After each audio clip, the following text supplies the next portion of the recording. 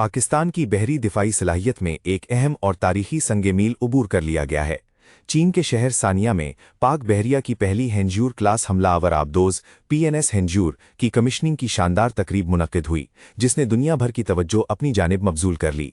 इस खुसूसी और तारीखी मौके पर सदर मुमलिकत आसिफ अली जरदारी ने बतौर मेहमान खुसूसी शिरकत की, जो इस वक्त चीन के अहम दौरे पर हैं। पाक बहरिया के सरबराह एडमिरल नवीद अशरफ भी इस पुरवकार तकरीब में शरीक थे।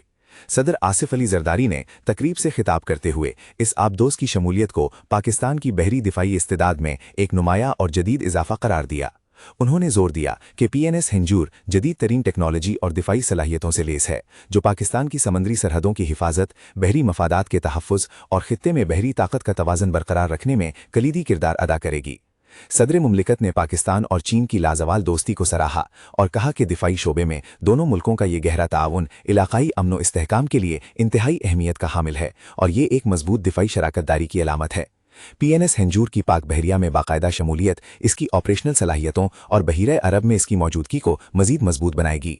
ये जदीद हमलावर आबदोज पानी के अंदर निगरानी और हमले की गैर मामूली सलाहियत रखती है, जो दुश्मन के किसी भी बहरी अज़ाइम को नाकाम बनाने में मुअस्सर और फैसलाकुन किरदार अदा करेगी।